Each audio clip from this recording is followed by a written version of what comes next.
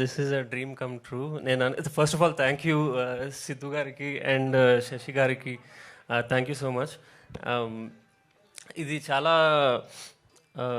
And I have to thank my director sir. నేను నాకు ఏ backing లేకపోయినా, నాకేమీ నాట్ ఎనీథింగ్ అయినా సరే మీరు నా ఆడిషన్ తీసుకుని నన్ను సెలెక్ట్ చేసుకున్నారు and you trusted me with the character. ఒక డైరెక్టర్కి ఒక సినిమా అంటే చాలా ప్రెషియస్గా ఉంటుంది, అలాంటిది మెయిన్ క్యారెక్టర్ హీరో అనేది ఇంకా ప్రెషియస్గా ఉంటుంది. మీరు నన్ను మీరు నన్ను ట్రస్ట్ చేసి నాకు ఇచ్చినందుకు నాకు I'm very very grateful.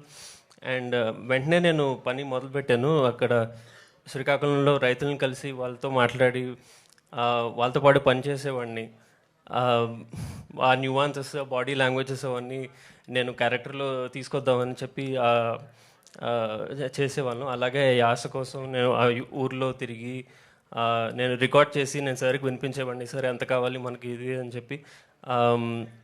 So కొంచెం టెన్షన్గా ఉంది నా ఫస్ట్ సినిమా. ఫస్ట్ నమస్కారం అండి. ఇక్కడికి వచ్చిన మీడియా మిత్రులకి, సిద్ధు జొన్నల్ గడ్డి గారి ఫ్యాన్స్కి, అలానే ఈ కన్యాకుమారిని బ్లెస్ చేయడానికి, సపోర్ట్ చేయడానికి సిద్ధు గారు టైం ఆఫ్ తీసుకున్నారు. టైమ్ ఈజ్ మనీ యాక్చువల్గా, బట్ తను టైం ఆఫ్ తీసుకున్నారు. ఐ థింక్ షూట్ కూడా ఏదో క్యాన్సిల్ చేసుకుని ఒక చిన్న స్ట్రైకా. సో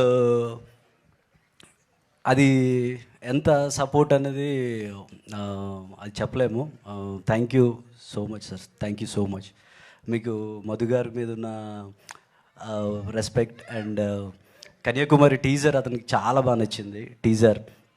సో తను సపోర్ట్ చేయడానికి, ఎక్స్టెండ్ చేయడానికి ఇక్కడికి వచ్చారు. అతనికి ఎప్పుడు థ్యాంక్ యూ చెప్తా, రుణపడి ఉంటా. అలానే గూడిచారి డైరెక్టర్ శశి గారు వచ్చారు. మనం ఒక వ్యక్తి ఒక గుడి కట్టాలనుకున్నప్పుడు పక్క వాళ్ళకి చెప్తే గుడి కడతానంటే చాలా మంచి పని అని అంటారు. కానీ కొంతమంది ఎందుకు కడుతున్నారా, నీకేం వస్తుందా అంటే వాడికి ఆన్సర్ ఉండదు. భక్తితో శ్రద్ధ కట్టాలనుకుంటాడు, కడదామని ప్రయత్నిస్తుంటాడు. శక్తికి సామర్థ్యం మించి ట్రై చేయాల్సి ఉంటుంది. కొంతమంది స్థలం ఇస్తారు, కొంతమంది ఇటుకలు, సిమెంటు, ఇలా ఒక్కొక్కరు దానం చేస్తారు. గుడి కడదాం అనుకున్నా కూడా చాలామంది దానికి ప్రాబ్లమ్స్ పెడతారు, వాడిని చిరాకులు పెడుతుంటారు. వాడి గుడి కట్టాలి అనే పెట్టుకుంటాడు. గుడి కట్టిన తర్వాత అందులో దేవుడిని భక్తులు చూసి వాళ్ళ బాధలు వాళ్ళు చెప్పుకొని వెళ్ళిపోతారు. కానీ గుడి ఎవడు కట్టాడు, ఎంత కష్టంతో కట్టాడు అనేది మనకు అవసరం ఉండదు, మనం దేవుడి వరకు ఉంటాం. నా దృష్టిలో సినిమా నిర్మించడం కూడా ఒక గుడి నిర్మించడం అనే అనిపించింది నాకు.